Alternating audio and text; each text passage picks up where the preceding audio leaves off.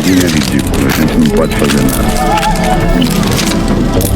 Meu negócio era o poder. Quando a gente não pode fazer nada, a gente avacalha. Avacalha e se esculhando.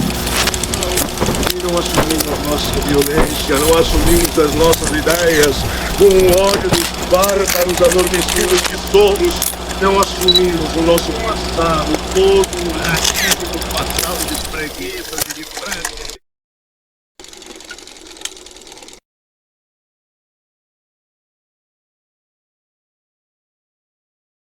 Bonjour à tous mes amis, j'espère que vous allez bien. Paulo Máximos aqui. Bom, gente, 4h20 da manhã, friozinho lá fora, interior de São Paulo, chimarrão na mão. Bora tentar gravar isso aqui. Deixa eu ver se eu consigo fazer essa de primeira aqui para vocês. A continuação da nossa playlist. O vídeo 2 das Palavras e as Coisas, do Michel Foucault. Bom, vamos lá. Jong em pauta. Então, assim, no primeiro encontro, a gente falou um pouco sobre Las Meninas, do Velázquez. A gente discutiu como o ato de ver para o Foucault, ele nunca é só uma coisa simplesmente neutra. Ou seja, para ele, sempre que alguém olha, existe também uma configuração. Quem observa, o que é observado, o lugar de onde essa visão se organiza, enfim. Então, é nessa relação que o poder e o saber aparecem, se entrelaçam e dão forma ao que a gente percebe. Mas, enfim, para você não ficar com essa ideia só pela metade, e para eu também não ficar me repetindo e cansando quem já viu o primeiro vídeo, acho que vale muito a pena você voltar e assistir o primeiro encontro, caso você ainda não tenha feito. Porque é lá que a gente destrincha melhor essas questões. E também é lá que você vai entender melhor de onde vem tudo isso. Então, voltando aqui, no primeiro vídeo, a gente falou sobre Las Meninas e sobre as ideias do Foucault. Mas agora, hoje, eu preciso falar com vocês sobre alguns outros conceitos. Só que assim, aqui nesse trecho, primeiro eu quero fazer para vocês uma apresentação geral, uma espécie de tipologia das publicações do Foucault. Porque antes da gente falar das ideias no livro, que a gente vai discutir aqui hoje, eu também acho muito importante que vocês já tenham uma visão mais geral do que esse autor escreveu. Porque assim, vocês também conseguem se situar melhor, entender melhor a lógica do pensamento dele. E perceber como cada texto dele se encaixa nesse panorama. Claro que por conta do tempo eu também não vou ficar aqui me estendendo. Até porque a proposta aqui também nem é essa. Então veja, o trabalho do Foucault, ele se organiza basicamente em 3 tipos de textos. Primeiro, os livros, depois os textos dispersos, que a gente chama de ditos escritos, e por fim, os cursos que ele ministrou no Collège de France, entre 1970 e 84. Só que assim, deixa eu explicar melhor isso aqui para vocês, porque veja, quando eu falo ditos escritos, eu estou me referindo a textos que ele publicou em momentos diferentes da carreira dele. Alguns desses textos são mais curtos, outros já são mais longos. Eles não formam um livro completo, mas juntos eles ajudam a gente a entender detalhes importantes do pensamento dele. Ideias que, muitas das vezes, só aparecem de forma pontual nos trabalhos mais dispersos do Foucault. Então, por isso eles têm esse nome, porque são textos dispersos, reunidos depois em coletâneas.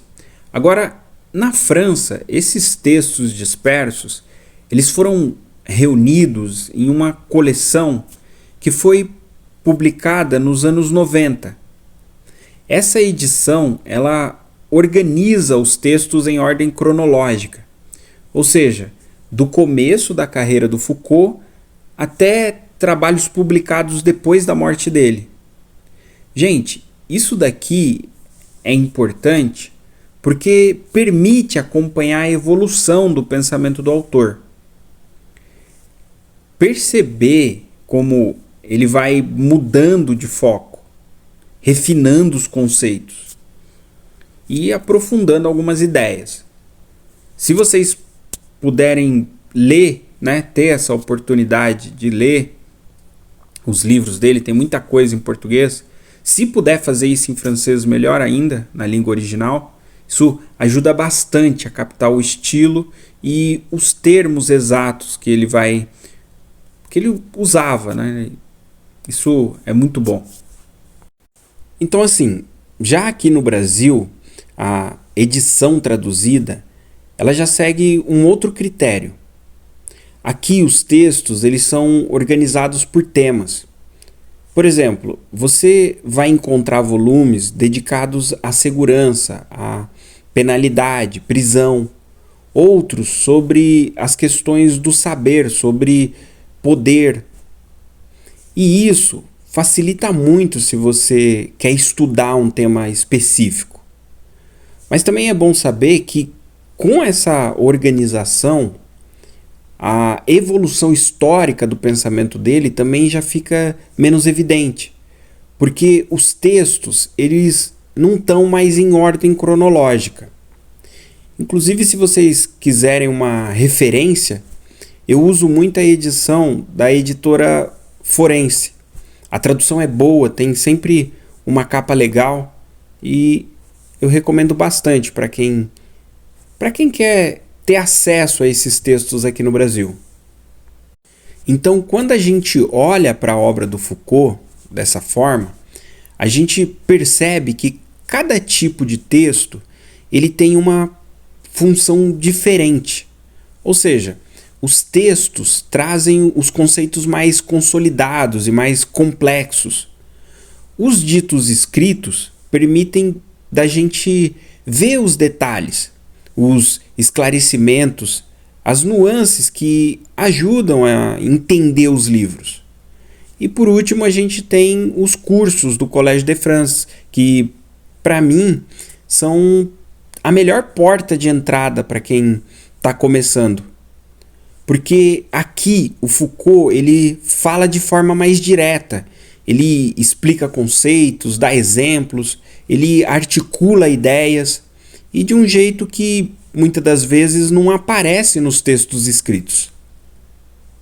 Então, se você quiser começar a estudar o Foucault sem se perder, eu sempre recomendo esta ordem. Primeiro os cursos, depois os textos dispersos e só depois os livros. Porque assim você já vai entendendo o jeito dele de pensar e já fica mais preparado para encarar os livros mais densos. Agora só mais uma coisa, pessoal, sobre o formato desse encontro. Prometo que daí a gente já segue.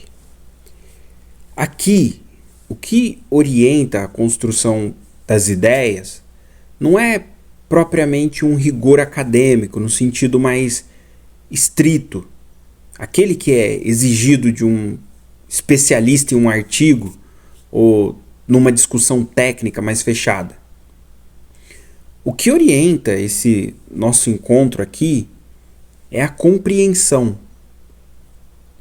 E isso na prática significa o seguinte: em alguns momentos eu vou simplificar, eu vou recortar, vou escolher certos caminhos de explicação e não outros, vou me repetir em certa medida, e isso não é por desconhecimento ou por descuido da minha parte, é uma decisão didática que eu tomo.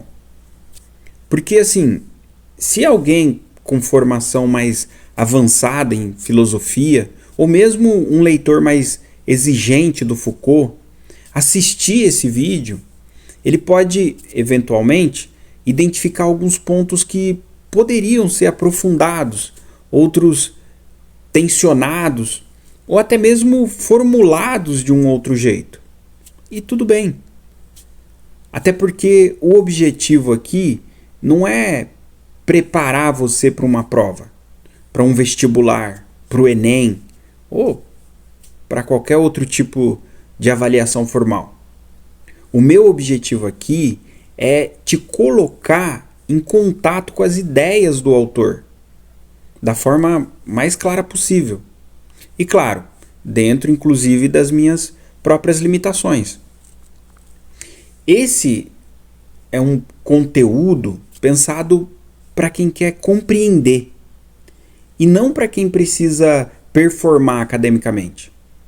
Agora, posto isso, e para a gente não ficar preso nisso, eu também preciso te dizer exatamente o que a gente vai fazer aqui hoje.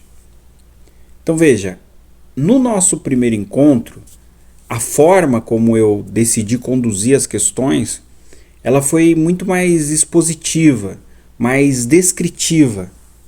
E eu fui por esse caminho porque naquele primeiro momento eu também entendi que fazer daquele jeito tornaria muito mais fácil a compreensão de vocês.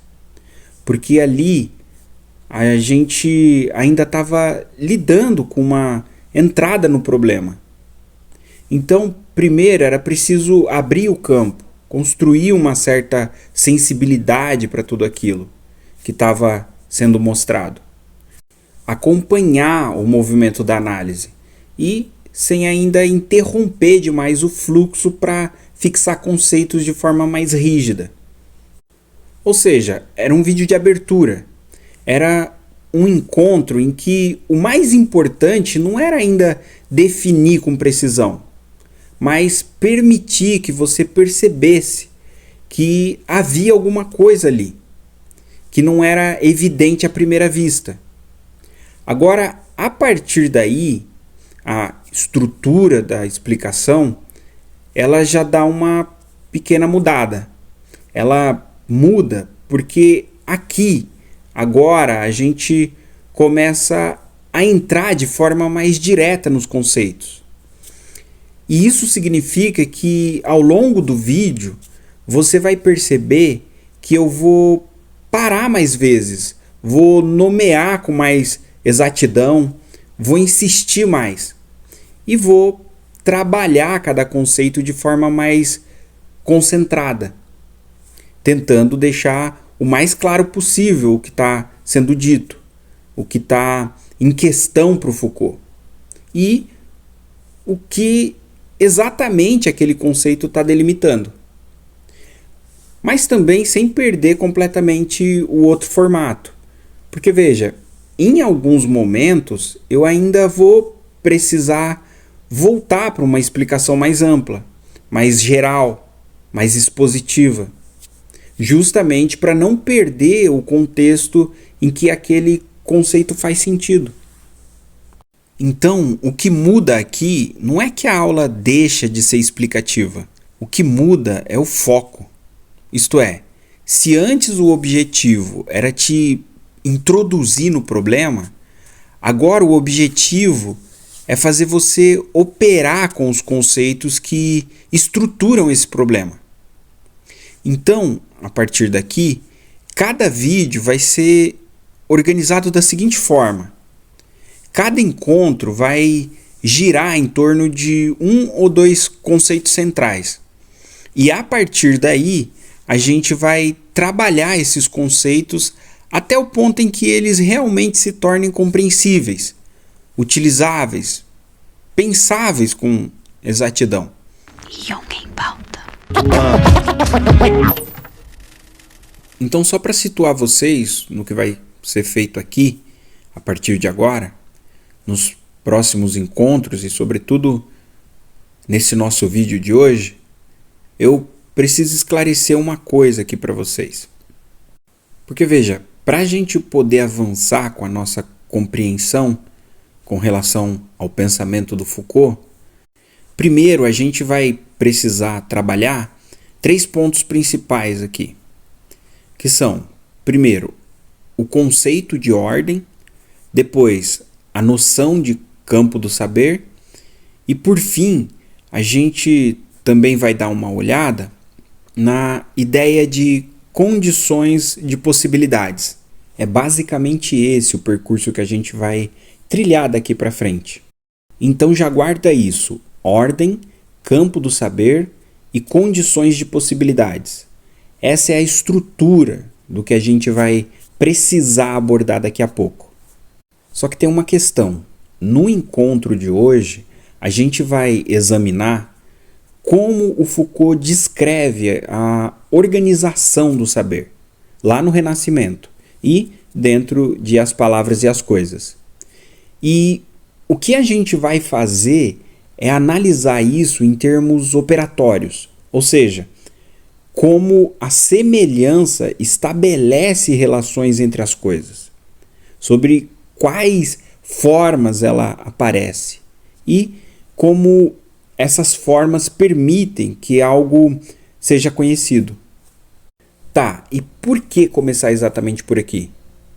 E a resposta é muito simples, porque o problema do Foucault, ele não é descrever ideias. O problema dele é explicitar as condições que tornam o conhecimento possível. Perceba, o Foucault aqui, ele está fazendo uma arqueologia das ciências humanas. Então, antes de introduzir as condições de possibilidade, a ordem e a representação, que vão aparecer depois, o Foucault, primeiro, ele precisa mostrar que esse modo de conhecer, ele não é originário. E que ele também surge no interior de uma ruptura. E essa ruptura, ela só aparece com mais clareza quando a gente identifica o que vem antes. Ou seja, vocês estão entendendo? O Foucault, aqui, como já dito, ele vai fazer uma arqueologia das ciências humanas. E com qual objetivo?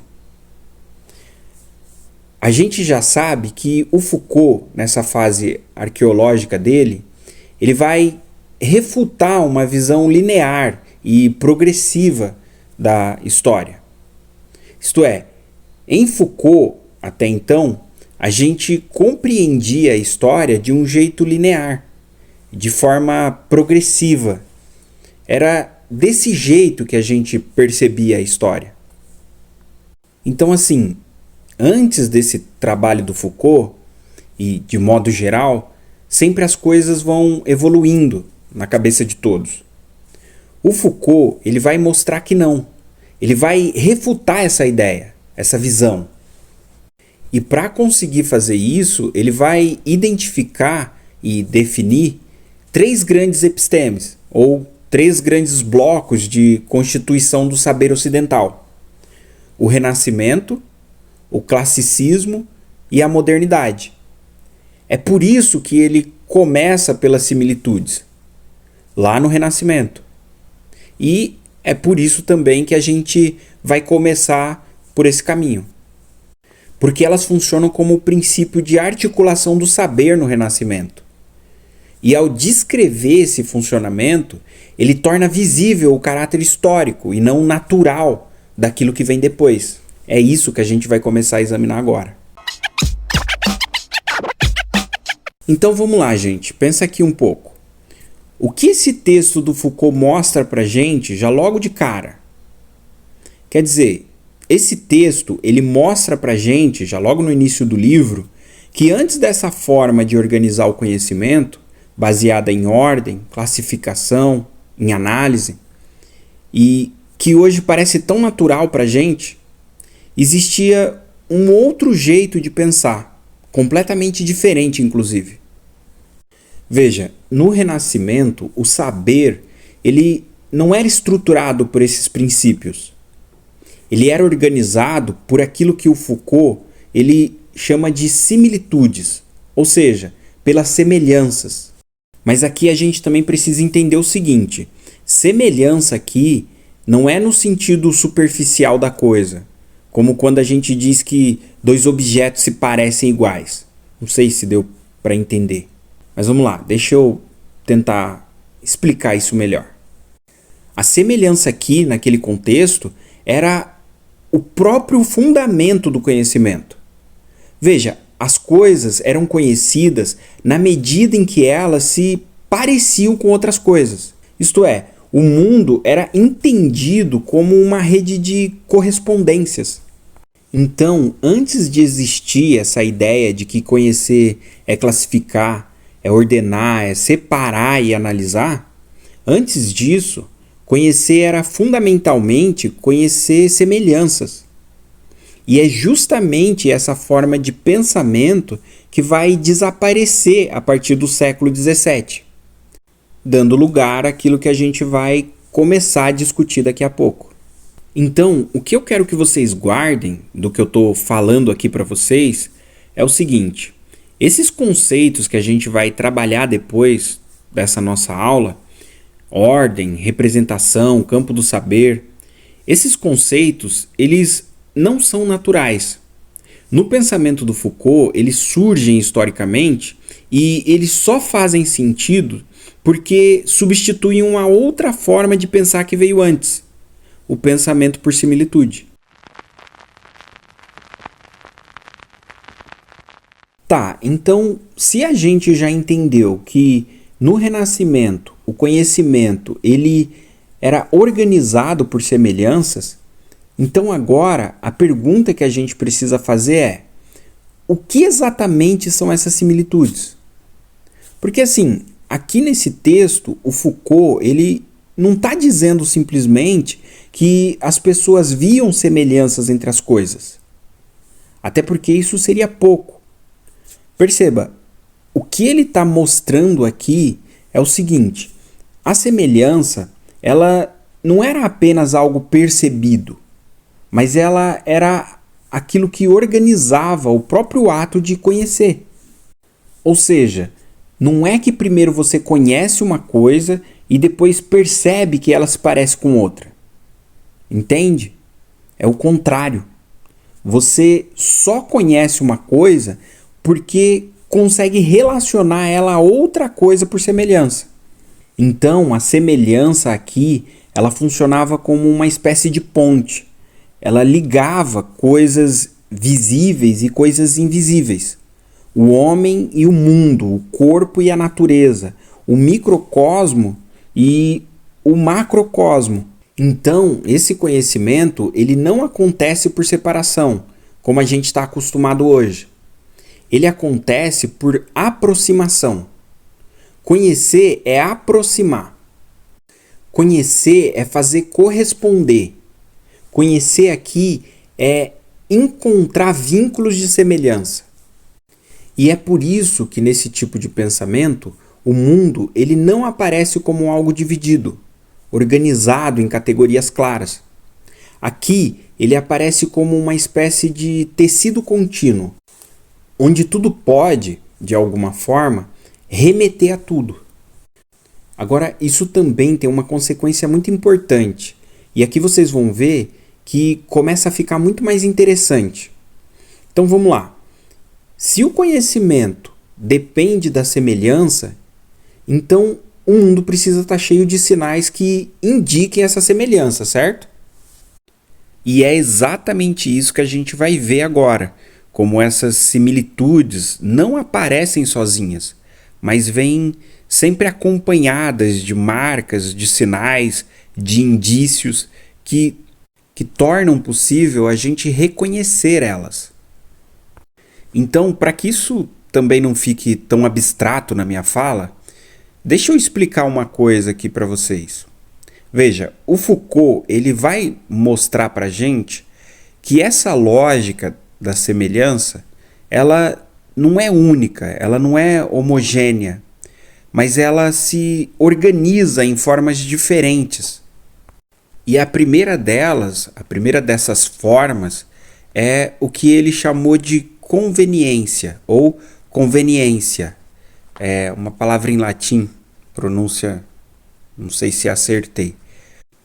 O que ele está mostrando aqui é o seguinte: no pensamento renascentista, ele mostra para gente que coisas que estão próximas no mundo, dentro desse pensamento, elas não estão próximas por uma questão aleatória.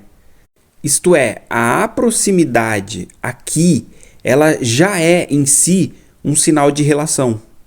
Então, assim, no pensamento renascentista, o fato de duas coisas estarem lado a lado, isso já indica que existe entre elas algum tipo de correspondência. Olha só que interessante. Então, a natureza, nesse sentido, ela não é vista como algo fragmentado, dividido em partes isoladas. Aqui, ela é entendida como um contínuo, uma cadeia contínua onde cada elemento se liga ao outro sem ruptura. Então, diferentemente da forma moderna de pensar, que separa, classifica, distingue, aqui o que se tem é uma lógica de encadeamento. As coisas, elas vão se tocando, se prolongando uma nas outras. E é justamente nesse toque, nessa vizinhança, que o conhecimento acontece. Por isso, por exemplo, plantas que crescem próximas uma das outras não são vistas apenas como vizinhas no espaço. Olha que maluco. Elas são pensadas como compartilhando propriedades, influências, afinidades. A proximidade espacial aqui, ela funciona como um indício de afinidade interna. Mas perceba a questão importante aqui. Tudo isso, ou seja, tudo o que eu estou te explicando aqui, nada disso se trata de uma observação empírica, no sentido científico moderno. Não é que alguém testou, comparou, comprovou. É que aqui, a própria ideia de natureza, ela já pressupõe essa continuidade. Então, conhecer nesse caso não é isolar uma planta para analisar ela. É entender essa planta dentro dessa rede de contiguidades, onde ela já está, desde sempre, em relação com aquilo que está ao seu redor. E isso, gente, é só a primeira forma, porque a semelhança, ela não opera apenas pela proximidade. Ela também aparece mesmo quando não existe o contato direto. E é aí que a gente entra na próxima forma. Então, a segunda forma de similitude que o Foucault apresenta para a gente, ela é ainda mais interessante. Porque veja, essa segunda forma, ela rompe com essa ideia de proximidade que a gente acabou de ver. Aqui, a semelhança, ela não depende mais de coisas que estão lado a lado. Agora, ela pode acontecer à distância. Isto é o que o Foucault vai chamar de emulação, ou de emulation. E olha só que legal, mais uma palavra em latim. Então assim, o Foucault, ele está o tempo todo reconstruindo a episteme do Renascimento. Perceba, nesse período, o latim, ele era a língua da filosofia, da ciência, da teologia e a língua dos tratados eruditos. Ou seja, isso tudo não são termos inventados pelo Foucault, são categorias históricas reais, inclusive retiradas dos próprios textos da época. Mas retomando aqui, então o que está em questão nesse momento é uma espécie de correspondência sem contato, entendeu? É como se diferentes partes do mundo, mesmo separadas, ainda assim se correspondesse, se refletisse umas nas outras. Não existe continuidade física entre elas, mas existe uma continuidade de forma, de estrutura, de sentido. É como se o mundo fosse permeado por relações invisíveis, de espelhamento. Um exemplo clássico muito bom disso é a relação entre o homem e o cosmos. Veja, o rosto humano, por exemplo, ele pode ser pensado como refletindo o céu. E não é que existia uma ligação material entre eles, mas sim, muito mais porque existia uma correspondência simbólica. O que está em cima encontra eco no que está embaixo. E aqui também aparece uma ideia muito característica do pensamento renascentista. Essa ideia de que o homem é um microcosmo, um pequeno mundo que reflete o macrocosmo, que é o universo. Só que assim, de novo, perceba um salto em relação à conveniência. Antes, a semelhança dependia da proximidade. Agora, ela independe completamente disso. Estão pegando o pulo do gato? Agora, as coisas não precisam mais se tocar para se parecer. Aqui, dentro dessa episteme, elas se correspondem mesmo à distância. E não é que o campo do conhecimento simplesmente aumentou. Ele mudou de forma. Porque assim, o mundo deixa de ser só uma sequência de coisas que estão encostadas umas nas outras. Como se o sentido tivesse ali, na vizinhança imediata. E disso começa a aparecer uma outra camada. Relações que não dependem de proximidade. Coisas que estão distantes, mas que ainda assim se correspondem. Então, gente, conhecer aqui já não é só olhar para o que está perto e descrever aquilo. É perceber quando algo, mesmo estando longe, responde a outra coisa, quase como um espelho. E aí depois isso ainda ganha um nível ainda mais abstrato, porque agora não é só uma questão de posição no espaço. Agora é uma questão de relação. E é exatamente isso que vai aparecer, ainda mais acentuado na próxima forma. Young em Pauta. Então veja, seguindo esse movimento, agora a gente chega na terceira forma de similitude, que é, como eu já disse, onde a coisa começa a ganhar um nível de abstração ainda maior. E o Foucault, ele vai chamar isso de analogia. Tá, e o que muda aqui? Aqui, a semelhança, ela já não está mais na proximidade como era lá na conveniência.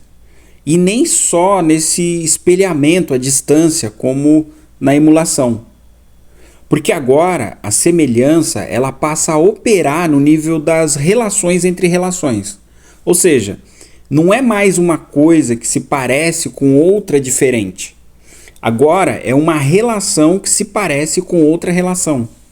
Exemplo, a relação entre as partes do corpo humano pode ser colocada em correspondência com a estrutura do universo. Ou ainda, a circulação do sangue no corpo, ela pode ser pensada em analogia com o movimento dos astros. Perceba o que está acontecendo aqui. Não é que o sangue parece com os astros. Isso seria uma leitura equivocada. O que se estabelece aqui é uma equivalência entre modos de funcionamento. É como se dissesse, assim como isso funciona aqui, aquilo funciona lá. Então, a analogia, ela cria uma espécie de ponte entre domínios completamente diferentes.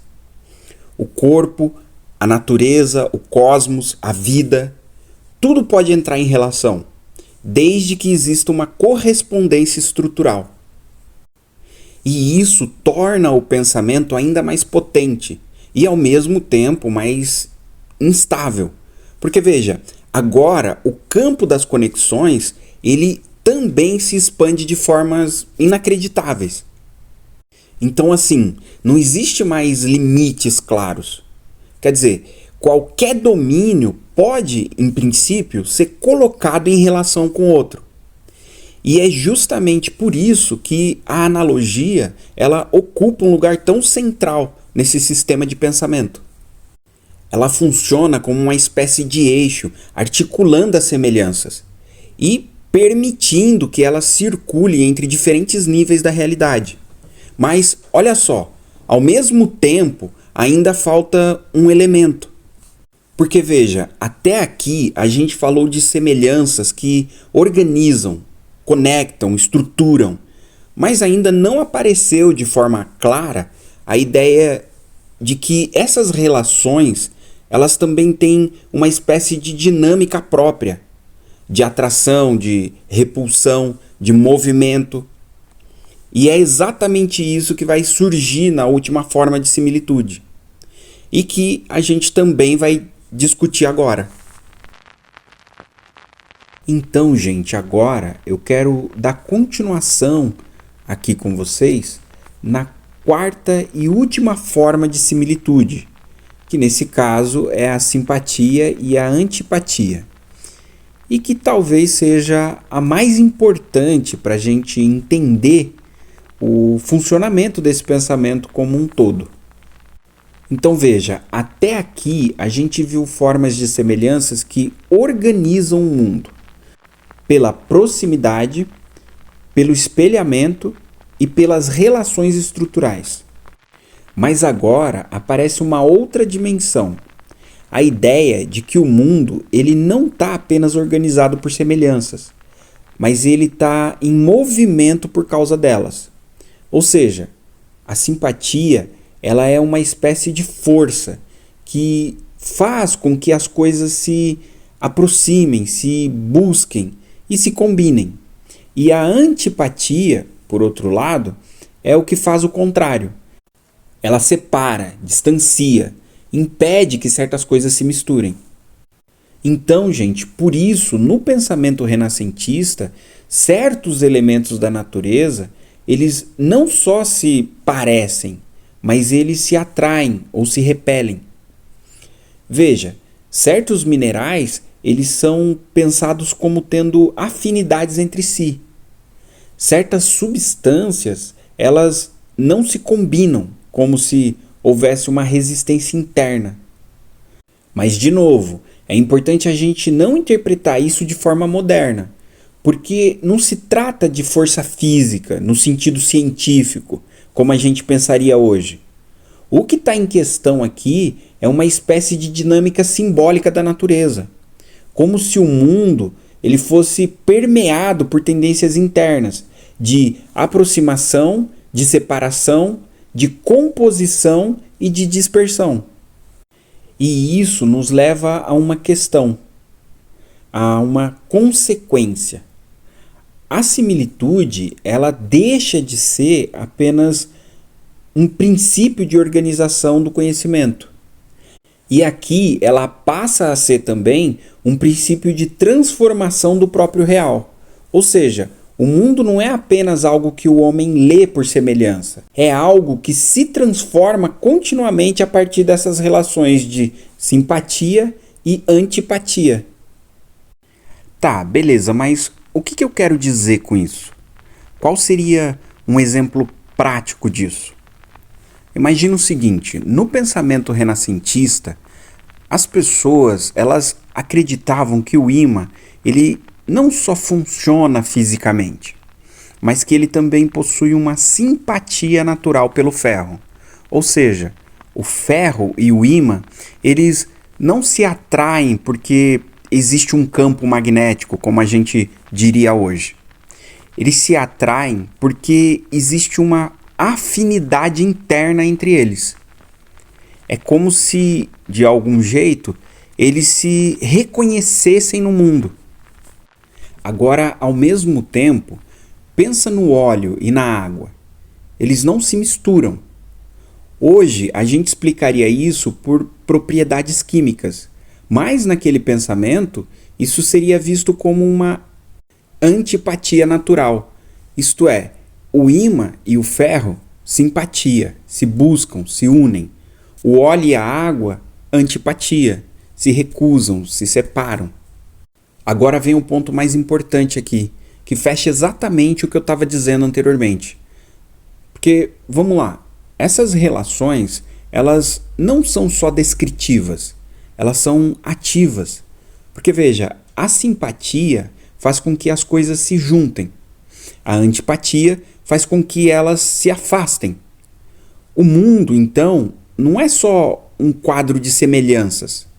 Aqui, agora, ele é um campo vivo de forças simbólicas, onde as coisas estão o tempo todo se aproximando, se misturando, se repelindo e se reorganizando. Agora, se você quiser um exemplo ainda mais próximo do nosso cotidiano, Vamos pensar em ervas medicinais. Claro, dentro da lógica renascentista. Então, assim, uma planta que se parece com um órgão do corpo, por forma ou por cor, ela não só indica que ela serve para aquele órgão, mas também teria uma simpatia com ele, ou seja, uma tendência natural a agir sobre ele. Bom, gente, é isso. Acho que com isso a gente fecha o conjunto das 4 formas de similitude. Agora, o que vocês precisam mesmo entender é o seguinte: a gente não está diante de exemplos isolados. Aqui a gente está diante de um verdadeiro sistema, um jeito de pensar onde tudo se conecta, tudo pode corresponder e tudo está, de alguma forma, em relação com tudo. E é exatamente esse sistema que vai começar a se desfazer a partir do século XVII. Bom, gente, agora com essas 4 formas em mente e já entendendo como as similitudes operam, aqui no pensamento do Foucault, agora vamos tentar dar mais uma avançada com isso. Porque veja, até aqui a gente descreveu como a semelhança aparece, certo? Mas agora a nossa questão já é uma outra coisa. Porque o que interessa para a gente agora é saber como isso funciona enquanto conhecimento. Então vamos lá. No Renascimento, o conhecimento ele não funciona por representação, como a gente está acostumado, certo? Como já dito, ele funciona por leitura de semelhanças. Ou seja, o mundo ele não é algo que está simplesmente diante do sujeito para ser observado, descrito e classificado. O mundo aqui ele é algo que precisa ser interpretado. Mas interpretado em que sentido? Interpretado no sentido de que tudo o que existe carrega marcas, carrega sinais, indícios que remetem a outras coisas. Então, conhecer aqui não é isolar um objeto, é saber ler as relações que ligam esse objeto a outros. E é exatamente por isso que, nesse tipo de pensamento, o mundo aparece como uma espécie de tecido de correspondências. Tudo está ligado, tudo pode remeter a outra coisa. Nada está completamente isolado. Agora, isso leva a gente para uma questão muito interessante no pensamento do Foucault, e que aqui a gente precisa prestar bastante atenção, porque nesse contexto não existe uma separação clara entre linguagem, entre natureza e símbolo. Essas coisas elas não estão divididas como para a gente nos dias de hoje. Então, assim, a linguagem aqui, ela não é só um instrumento para a gente descrever o mundo. Aqui, ela faz parte do próprio mundo. Os signos, eles não são arbitrários ou aleatórios. Eles estão inscritos nas próprias coisas. Ou seja, a natureza, ela fala. E aqui cabe ao homem decifrar essa fala. É por isso que o Foucault vai sugerir que nesse período o mundo inteiro funciona como se fosse um grande texto. Um texto que não está escrito com palavras, mas com formas, com relações, semelhanças, sinais. E conhecer nesse contexto é exatamente isso. É aprender a ler esse texto. É reconhecer os signos. E é também interpretar as correspondências. Então, perceba como isso é diferente da forma moderna de pensar. E esse é o ponto. Então, assim, hoje a gente tende a separar o sujeito que conhece, o objeto conhecido, a linguagem que representa esse objeto. Aqui, essa separação, ela simplesmente não está colocada. O homem não está fora do mundo, observando. Aqui ele está dentro dessa rede de relações e também participando dela. E é justamente essa forma de conhecimento, baseada na leitura infinita de semelhanças, que vai entrar em crise. Porque chega um momento em que essa rede ela começa a ficar instável demais. Veja, tudo pode significar tudo, tudo pode se ligar a tudo. E é exatamente aí que surge a necessidade de uma outra forma de organizar o saber. E é isso que vai levar a gente diretamente para o próximo ponto da nossa investigação. E é isso também que abre espaço para aquilo que a gente também vai ver agora, a partir desse vídeo, que é o surgimento de uma outra lógica completamente diferente, baseada não mais na semelhança, mas agora na ordem. Se inscreve no canal, se você ainda não está inscrito, deixa o seu like para ajudar o nosso trabalho, não vai te cair um braço. Deixa teu comentário, a tua dúvida e até o próximo vídeo.